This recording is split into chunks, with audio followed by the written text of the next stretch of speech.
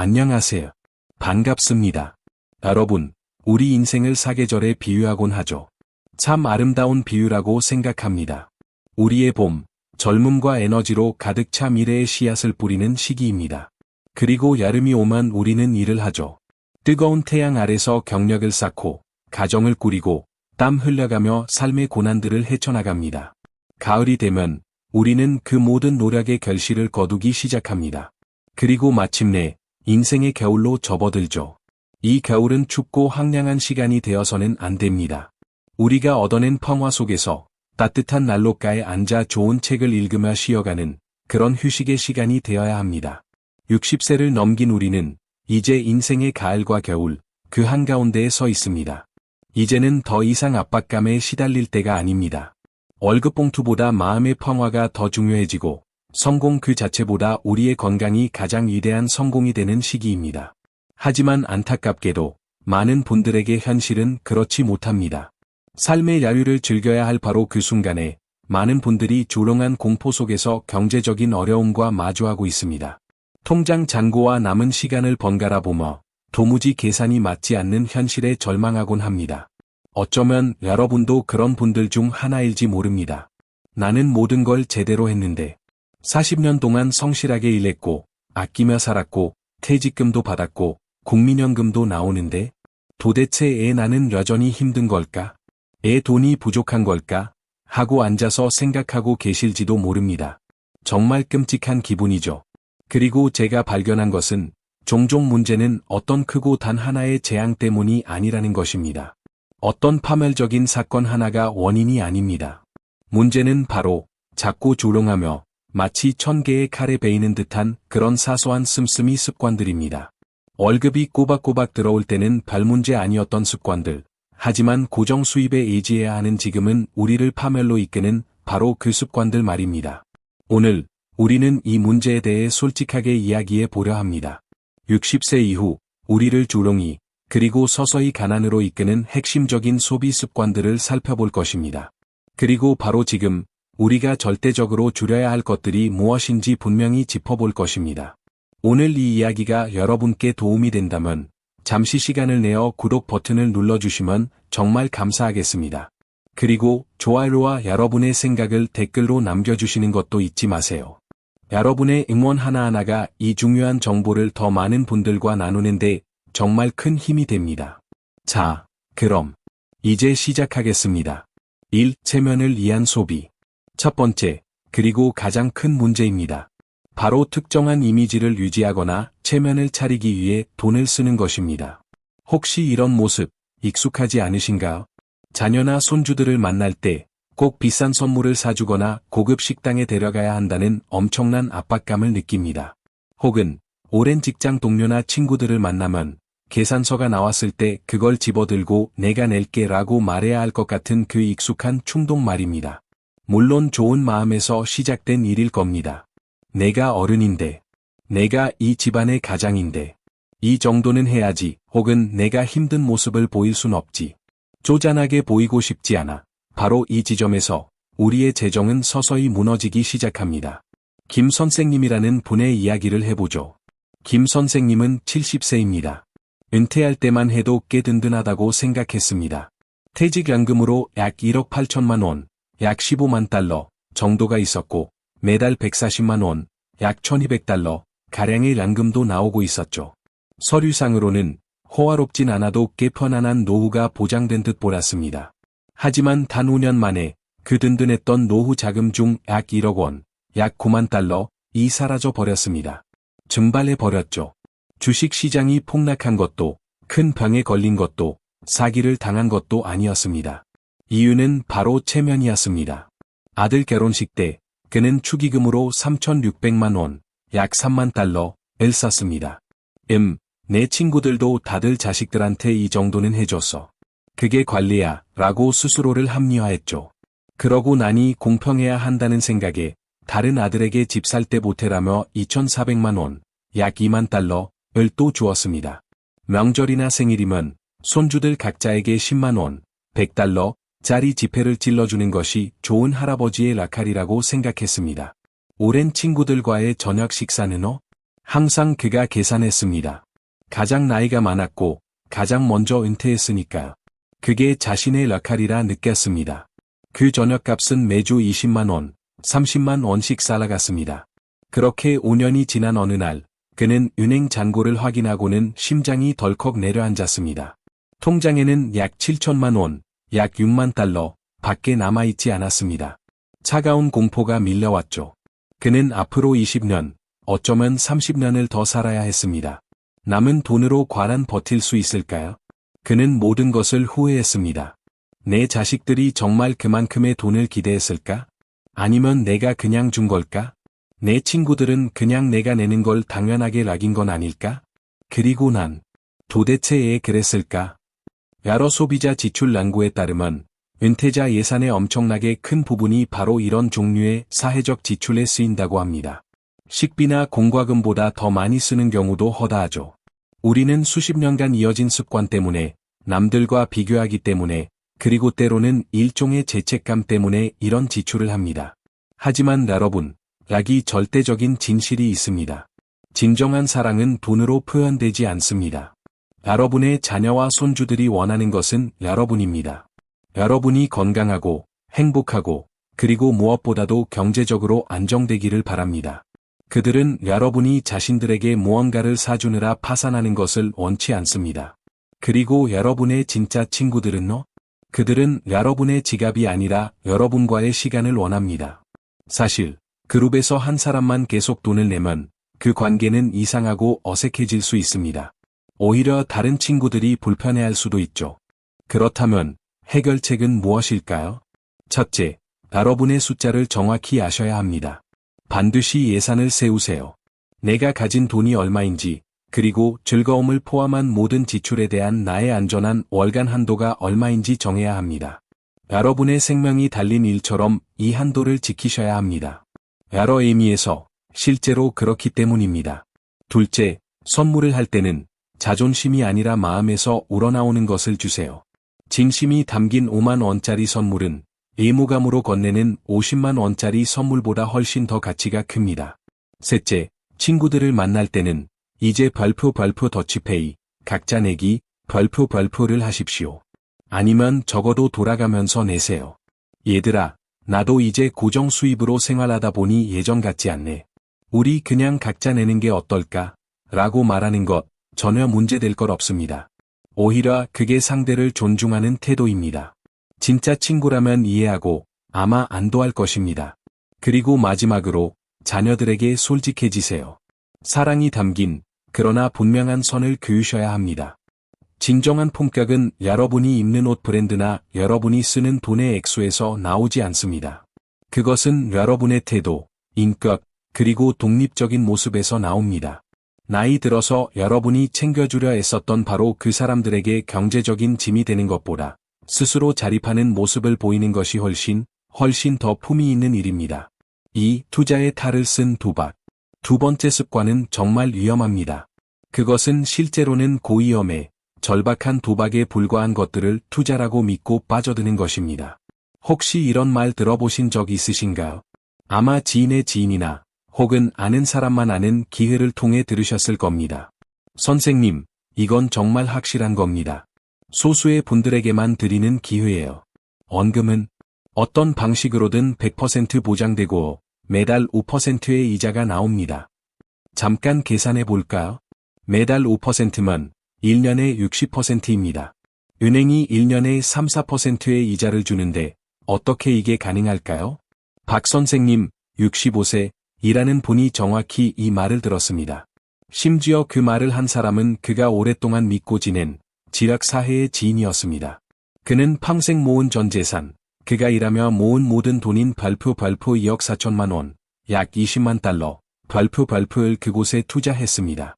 처음 6개월은 정말 꿈만 같았습니다. 매달 정확한 날짜에 별표 1,200만 원, 약 10,000달러, 별표짜리 수표가 우편함에 꽂혔습니다. 그는 자신이 천재가 된 기분이었습니다. 너무 똑똑한 결정을 내린 것 같아 친구들에게도 이 사실을 알리고 심지어 은행에 가서 집을 담보로 별표 1억 2천만 원, 약 10만 달러, 별표를 대출받아 더 투자했습니다. 그리고 1년 후 그 회사는 사라졌습니다. 전화는 연결되지 않았고 웹사이트는 폐쇄되었습니다. 사무실은 텅 비어 있었죠. 그 믿었던 지인은 전화를 받지 않았습니다. 전형적인 교과서에나 나올 법한 폰지 사기였습니다. 그의 발표 3억 6천만 원, 약 30만 달러, 발표은 사라졌습니다. 영원히요. 그는 집을 팔아야 했습니다. 70대가 되어 최저임금을 받는 일자리를 구해야 했습니다. 그리고 그가 그토록 수치스러워했던 일, 바로 자녀들에게 경제적으로 완전히 의존하는 신세가 되었습니다. 그는 훗날 이렇게 말했습니다. 저를 망친 건 제 자신의 욕심이었습니다. 은행이자 3%가 너무 보잘것없다고 화가 났었고, 그저 그 큰 숫자에 눈이 멀었던 겁니다. 금융감독당국에 따르면 노년층은 이러한 투자 사기의 압도적인 1순위 표적입니다. 그리고 비극적이게도 80%의 경우 그 사기는 지인, 교회 사람, 동호회 사람, 이웃, 심지어 가족을 통해 소개된다고 합니다. 왜 노년층이 이런 사기에 특히 취약할까요? 애로움, 이것은 슬픈 진실입니다. 사기꾼들은 우정을 가장하는 데 천재적입니다. 그들은 전화를 걸고 안부를 묻고 귀를 기울여 줍니다. 돈 이야기는 꺼내기 몇 주 혹은 몇 달 전부터 신뢰를 쌓습니다. 불안감, 고정 수입은 두려운 일입니다. 기름값, 식료품 가격은 오르는데 내 수입은 그대로입니다. 빠른 한 방으로 숨통을 틔우고 싶은 절박한 심정이 생깁니다. 자존심, 똑똑한 사람들이 락기에 많이 걸려듭니다. 나는 바보가 아니야. 나도 산전수전 다 겪었어. 나도 40년 동안 사업했는데. 나는 좋은 기회를 알아볼 수 있지. 사기꾼들은 이 심리를 너무나 좋아합니다. 그들은 이 점을 파고들죠. 이건 선생님처럼 똑똑하고 세련된 분들을 위한 겁니다. 이 기회를 알아보는 분은 몇 안 되죠. 제발, 이 말을 마음속 깊이 새기십시오. 만약 은행이 1년에 3, 4%의 이자를 주는데 누군가가 그 누구라도 당신에게 한 달에 3에서 5%를 약속한다면 그것은 99.9% 사기일 가능성이 높습니다. 60세가 넘으면 우리는 더 이상 자산 축적의 단계에 있지 않습니다. 우리는 발표 자산 보존 발표의 단계에 있습니다. 당신은 그 돈을 다시 벌 시간도 체력도 없습니다. 한 번의 큰 손실은 더 이상 후퇴가 아닙니다. 그것은 끝입니다. 해결책은 이렇습니다. 여러분의 새로운 좌우명은 발표 원금을 지킨다. 발표가 되어야 합니다. 돈을 불리는 것보다 가진 돈을 지키는 것이 무한히 더 중요합니다. 고수익 보장이라는 말은 무조건 의심하십시오. 세상에 그런 것은 없습니다. 고수익은 언제나 고위험을 의미합니다. 친구가 추천했다고 해서 믿지 마세요. 그 친구 역시 사기를 당하고 있을 가능성이 매우 높습니다. 그리고 가장 중요한 것, 단돈 10원이라도 투자하기 전에 반드시 가족과 상의하십시오. 성인 자녀들과 이야기하거나 신뢰할 수 있고 독립적인 수수료만 받는 재정상담가와 이야기하십시오. 그 투자에 아무런 이해관계가 없는 사람 말입니다. 여러분의 돈은 안전하고 지루한 곳에 있어야 합니다. 고금리 예금, 정기 예금, 국채 같은 곳 말입니다. 흥미진진하진 않죠. 하지만 그 돈은 내일도 그 자리에 있을 것입니다. 그리고 그 안정감은 세상의 그 어떤 확실한 대박보다 더 가치가 있습니다. 3. 성인 자녀에게 무분별하게 돈 주기. 이건 정말 어려운 문제입니다. 아마 이 목록 전체에서 가장 힘든 항목일지도 모릅니다. 왜냐하면 이것은 순수하고 깊은 사랑에서 비롯된 행동이기 때문입니다. 바로 성인 자녀들에게 아무런 경계 없이 돈을 주는 습관입니다. 이건 세상에서 가장 자랑스러운 충동입니다. 아들이 대출금 때문에 힘들어합니다. 딸이 새 차가 필요하다고 합니다. 여러분은 여러분의 노후 자금을 바라보며 생각합니다. 이거 다 뭐 하러 모았나? 내 자식들 주려고 모은 거지, 뭐. 하지만 때때로 그 조건 없는 사랑이 여러분과 자녀 모두에게 독이 될 수 있습니다. 68세의 이 라사님 이야기를 들어보시죠. 그녀는 매우 자랑스러웠습니다. 세 자녀 모두 대학을 졸업시켰고 3명 모두 첫 집을 장만할 때 상당한 금액을 보태주었습니다. 지난 세월 동안 총 9,600만 원, 약 8만 달러, 이 넘는 돈을 지원했죠. 하지만 자녀들이 결혼하고 직장을 갖고 가정을 꾸린 후에도 그들의 요청은 결코 끝나지 않았습니다. 딸이 전화를 했습니다. 더 큰 집으로 이사 가는데 계약금이 모자라다고 했습니다. 이 라사님은 3,600만 원, 약 3만 달러를 주었습니다. 아들이 작은 사업을 시작하고 싶어 했습니다. 초기 자본금이 필요했죠. 이 라사님은 2,400만 원, 약 2만 달러를 주었습니다. 다른 딸은 손주들 사립학교 학비 때문에 힘들어했습니다. 이 라사님은 매달 60만 원, 약 500달러씩 조금만 돕겠다고 약속했습니다. 이것은 서서히 피를 말리는 일이었습니다. 그렇게 10년이 흘렀습니다. 이 라사님의 1억 8천만 원, 약 15만 달러짜리 은퇴 통장에는 이제 고작 2,400만 원, 약 2만 달러이 남아 있었습니다. 이제는 그녀 자신이 국민연금의 에이지에 근근히 살아가고 있었고, 병원비나 자동차 수리비가 나올까 봐 남몰래 전전긍긍하고 있었습니다. 하지만 락에서 가장 비극적인 부분은 이것입니다. 이제 40대, 50대가 된 그녀의 자녀들은 어머니를 현금 인출기처럼 락이게 되었습니다. 그들은 그것을 당연한 권리로 받아들였습니다. 심지어 누가 더 많이 받았는지를 두고 자기들끼리 다투기까지 했습니다. 그리고 이 라사님이 마침내야, 미안하다. 이젠 엄마도 돈이 정말 없구나 라고 말했을 때 그녀의 아들은 진심으로 서운해했습니다. 그는 어머니에게 이렇게 말했습니다. 이해할 수가 없네요. 어머니는 항상 저희를 위해 사셨잖아요. 그녀는 실수로, 그리고 최고의 의도를 가지고 자신의 성인 자녀들을 완전히 의존적인 사람으로 훈련시킨 것입니다. 그녀는 자녀들 자신의 경제적 독립성을 망가뜨려 버렸습니다. 이것이 바로 은퇴 후 빈곤을 초래하는 주된, 그리고 파괴적인 요인입니다. 통계에 따르면 충격적일 만큼 많은 은퇴자들이 자신의 식비, 자신의 약값, 그리고 자신의 삶의 질을 줄여가며 다 큰 성인 자녀들을 부양하고 있습니다. 해결책은 이렇습니다. 규칙 4번. 비행기 산소 마스크 규칙입니다. 반드시 당신의 산소 마스크를 먼저 쓰십시오. 당신이 재정적으로 질식하고 있다면 당신의 자녀들을 구할 수 없습니다. 당신은 앞으로 20년, 30년을 살아가는데 필요한 돈이 얼마인지 냉혹할 만큼 정직하게 계산해야 합니다. 그 돈은 신성한 것입니다. 절대 협상의 대상이 아닙니다. 규칙 4.2. 만약 당신의 신성한 자금 외에 랄윗돈이 있고 그것을 주기로 결정했다면 관계를 명확히 하십시오. 이것은 한 번으로 끝나는 선물입니까? 아니면 상환 계획이 있는 대출입니까? 만약 대출이라면 반드시 서면으로 남기십시오. 상환 계획이 담긴 간단한 한 페이지짜리 계약서라도 좋습니다. 냉정하게 느껴지겠지만 이것은 당신의 관계를 지키기 위해 할 수 있는 가장 친절한 행동입니다. 미래에 생길 원망으로부터 당신의 관계를 보호해 줍니다. 규칙 4.3.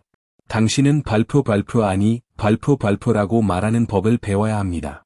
아니는 나쁜 말이 아닙니다. 그것은 경계선입니다. 사랑한다. 하지만 돈은 줄 수 없구나. 대신 내가 예산을 짤 수 있게 같이 앉아서 이야기해보자 라고 말하는 것, 이것도 사랑의 한 형태입니다. 강인한 사랑이죠. 규칙 4.4. 돈이 아닌 다른 방식으로 도우십시오. 자녀들이 일할 수 있도록 손주들을 돌봐주세요. 따뜻한 저녁 식사를 차려주세요. 여러분의 지혜, 정서적 지지, 그리고 시간을 나눠주세요. 이것들은 종종 돈보다 훨씬 더 가치가 있습니다. 당신이 자녀들에게 줄 수 있는 가장 위대한 선물은 재정적으로 안정되어 그들에게 짐이 되지 않는 부모의 모습입니다. 당신의 은퇴 자금은 당신의 은퇴를 위한 것입니다. 그것은 자녀들의 잃은 상속금이 아닙니다. 4. 건강보조식품의 재산 낭비하기. 네 번째는 두려움에 의해 조장되는 습관입니다. 건강보조식품에 과도하고 낭비적인 돈을 쓰는 것입니다. 무슨 말인지 아실 겁니다. TV를 켜거나 잡지를 펼치면 광고가 쏟아져 나옵니다. 이 알약 하나면 20년은 젊어집니다. 밤새 쑤시던 관절이 낫습니다. 치매를 예방하고 기억력을 되돌려 드립니다. 분명히 합시다. 만약 이 알약들이 정말로 그렇게 효과가 좋다면 그것은 약국 진열대가 아니라 의사의 처방전으로 나와야 하는 전문 의약품일 것입니다. 72세의 최 라사님을 만나보시죠. 매일 아침 그녀는 부엌 식탁에 무지개색 알약들을 줄 세워 놓습니다. 기력을 위한 홍삼, 심장을 위한 오메가-3, 관절을 위한 글루코사민, 눈을 위한 루테인, 뼈를 위한 칼슘, 그리고 혹시 모르니까 먹는 고함량 종합 비타민까지. 시작은 TV 광고 하나였습니다.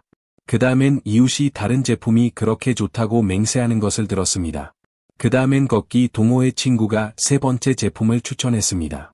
그것들은 모두 너무나 필수적이고 너무나 필요해 보였습니다. 그녀는 이 알약들을 사는데 한 달에 50만 원, 약 400달러 이상을 쓰고 있었습니다. 결과는 어땠을까요? 그녀는 20년 젊어진 기분을 느꼈을까요? 아니요. 사실 그녀는 종종 속이 메스꺼웠고 이장이 불편했습니다. 그리고 최근 건강검진에서 그녀의 예산은 경악했습니다. 그녀의 간 수치가 위험할 정도로 높았기 때문입니다. 의사는 그녀에게 지금 먹고 있는 모든 것을 가져와 보라고 했습니다. 그녀는 식료품 가방 한가득 약병들을 가져왔습니다. 의사는 그것들을 훑어보고는 그녀를 바라보며 말했습니다. 최 의사님, 이거 전부 당장 끊으셔야 합니다. 지금 간에 엄청난 무리를 주고 계십니다. 야사님께는 이 중 아무것도 필요 없습니다. 그냥 균형 잡힌 식사만 잘하세요. 그녀는 충격을 받았습니다. 그녀는 자신의 건강을 돕고 있다고 생각했는데 실제로는 해치고 있었던 것입니다. 집에 돌아와 계산기를 두드려 본 그녀는 지난 5년간 아무 효과도 없거나 오히려 몸을 해치는 알약들의 발표 3천만 원, 약 2만 5천 달러, 발표이 넘는 돈을 썼다는 것을 깨달았습니다. 그 돈이면 크루즈 여행을 갈 수 있었는데 그녀는 말했습니다.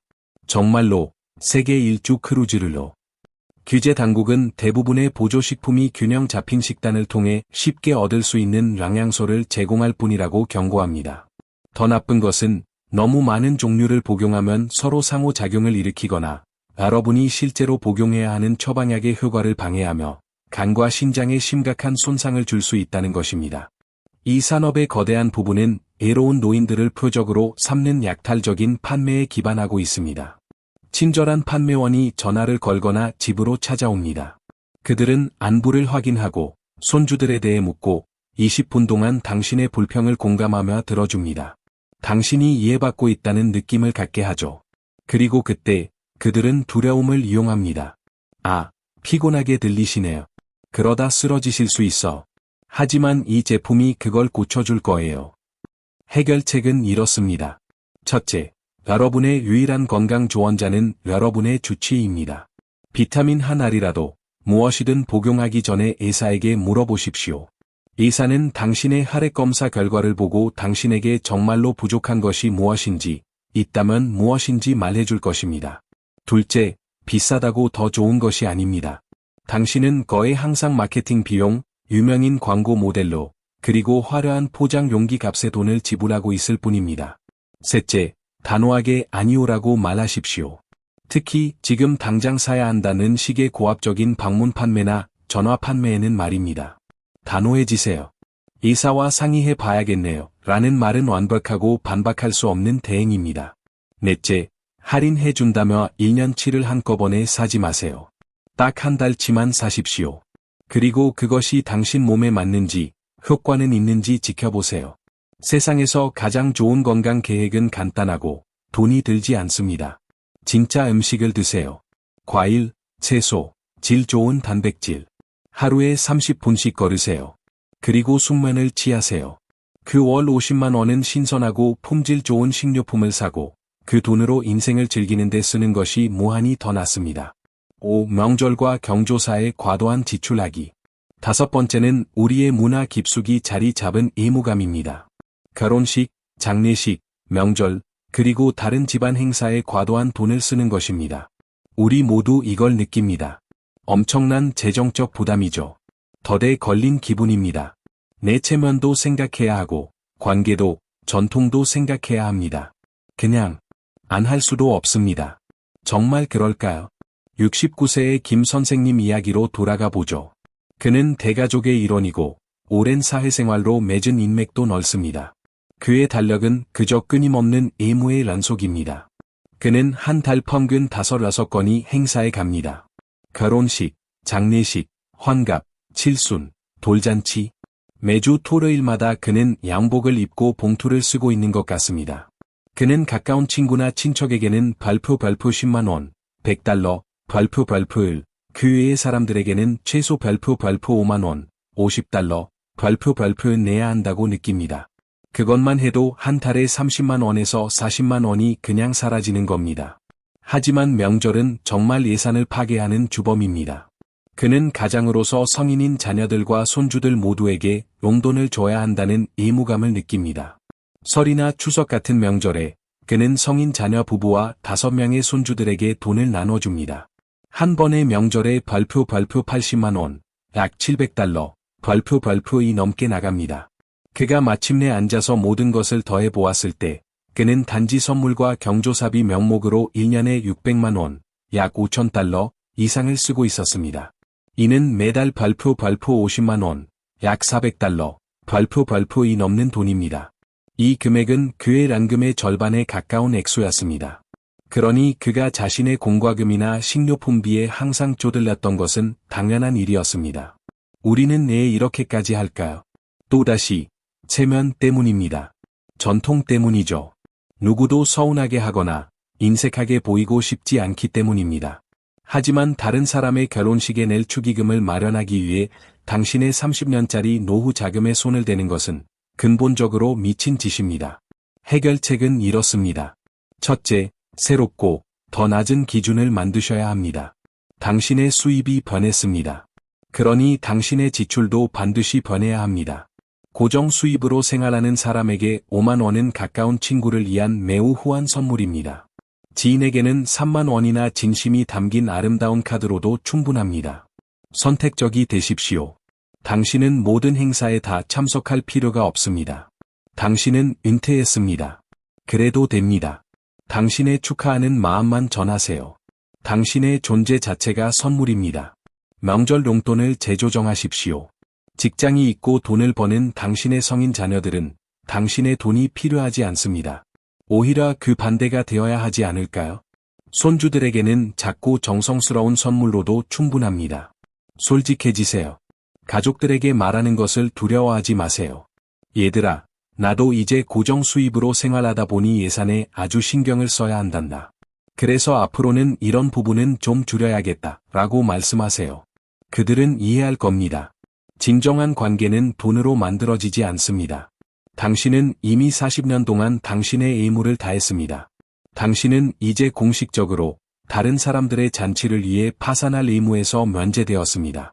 6. 위험한 새 사업이나 벤처 시작하기. 그리고 6번째이자 마지막 습관입니다. 당신의 은퇴 자금을 걸고 새로운 사업이나 꿈의 벤처를 시작하는 것입니다. 많은 사람들이 이런 꿈을 꿉니다. 9시부터 6시까지 책상에 앉아있던 직장에서 은퇴하고 생각하죠. 드디어 내가 정말 하고 싶었던 일을 할 수 있겠군. 평생 남 밑에서 일했으니 이제 내가 사장이 되어 볼 거야. 정말 멋지고 이해할 수 있는 꿈입니다.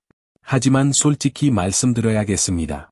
은퇴 후의 창업은 믿을 수 없을 만큼 위험한 꿈입니다. 62세의 정 선생님은 좋은 직장에서 은퇴하며 별표 1억 8천만 원, 약 15만 달러, 별표의 퇴직금과 월 별표 180만 원, 약 1,500달러, 별표의 란금을 받게 되었습니다. 그는 안정적이었습니다. 안전했죠. 하지만 그는 언제나 커피를 사랑했습니다. 그는 작고 아늑한 카페를 여는 낭만적인 꿈을 꾸었습니다. 클래식 음악이 흐르고 카운터 뒤에서 이웃들에게 인사하며 조용한 시간에는 책을 읽는 자신의 모습을 그렸죠. 그는 저축한 돈의 대부분인 별표 1억 2천만 원, 약 10만 달러, 별표를 쏟아부었습니다. 현실은 생지옥이었습니다. 그는 자신의 작은 가게가 스타벅스 같은 거대 체인점들로 이미 포화 상태인 시장에 뛰어들었다는 것을 깨닫지 못했습니다. 그는 잔인하고 무자비한 경쟁에 직면했습니다. 소셜미디어 마케팅은 어떻게 하는지 전혀 몰랐고 새로운 트렌드도 따라갈 수 없었습니다. 하지만 최악은 육체적인 노동이었습니다. 그는 책을 읽는 자신을 상상했죠. 현실은 아침 6시부터 밤 9시까지 하루 15시간을 서서 일하는 것이었습니다. 20kg짜리 원두 자루를 나르고 막힌 변기를 뚫고 직원 급여를 계산했습니다. 그는 직장 생활 40년 동안 단 한 번도 느껴보지 못한 극심한 피로에 시달렸습니다. 재정 상황은 더욱 끔찍했습니다. 한 달의 월세로 240만 원, 약 2,000달러, 재료비로 180만 원, 약 1,500달러. 아르바이트생 인건비로 별표 120만 원, 약 1,000달러. 별표를 내고 나면 그는 겨우 본전을 맞추거나 대부분의 달에는 적자를 보고 있었습니다. 그는 2년을 버텼습니다. 뼈가 으스러지는 듯한 노동의 2년이었습니다. 결국 그는 가게 문을 닫아야 했습니다. 그의 1억 2천만 원짜리 투자는 완전히 사라졌습니다. 그리고 64세의 나이에 그는 사업 막바지에 빌렸던 대출금 별표 3,600만 원, 약 3만 달러, 별표의 빚만 짊어지게 되었습니다. 그의 꿈이 그의 안전망을 파괴해버린 것입니다. 이것은 비극적인 이야기이며 정말 흔하게 일어나는 일입니다. 은퇴 후 창업시장에서 당신은 무한한 체력과 잃을 것이 없는 25살짜리들과 경쟁해야 합니다.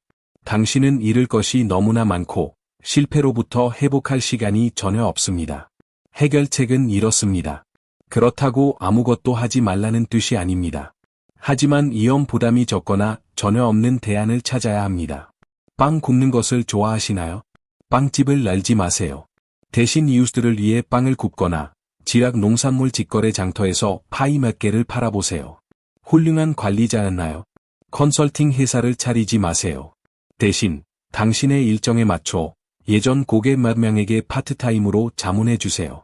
당신의 열정을 고위험 도박이 아닌 취미로 바꾸세요. 당신이 사랑하는 장소, 예를 들면 동네 서점이나 하원에서 파트타임으로 일해보세요.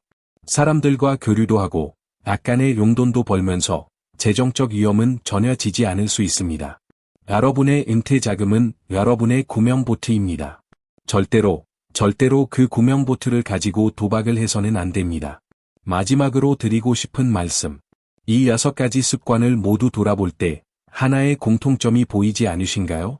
체면 차리기, 성인 자녀에게 돈 주기, 과도한 경조사비 지출. 이 모든 것은 다른 사람의 기대치를 맞추기 위해 당신에게 없는 돈을 쓰는 것과 관련이 있습니다. 그리고 위험한 투자, 기적의 보조식품, 꿈의 사업 같은 다른 습관들은 비현실적인 환상을 좇는 것과 관련이 있죠. 지금은 여러분의 가을입니다. 여러분의 겨울입니다. 이것은 여러분이 평생 일에서 거둬들인 여러분 자신의 수확물입니다. 제발 그 누구도, 여러분의 친구도, 자녀도, 번지르르한 판매원도, 심지어 여러분 자신의 자존심조차도 그 수확물을 여러분에게서 빼앗아 가게 두지 마십시오. 이런 것들을 줄이는 것은 궁핍하게 살라는 말이 아닙니다. 슬프고 초라한 삶을 살라는 뜻이 아닙니다. 그것은 정확히 그 반대입니다. 이것은 자유를 얻는 일입니다. 진정한 존엄을 가지고 여생을 살아갈 자유. 불안감으로부터의 자유. 경제적으로 안정되고 독립적이며 매일 밤 나는 안전하다는 것을 알기에 평화롭게 잠들 수 있는 자유. 오늘 저와 이 시간을 함께해 주셔서 진심으로 감사합니다.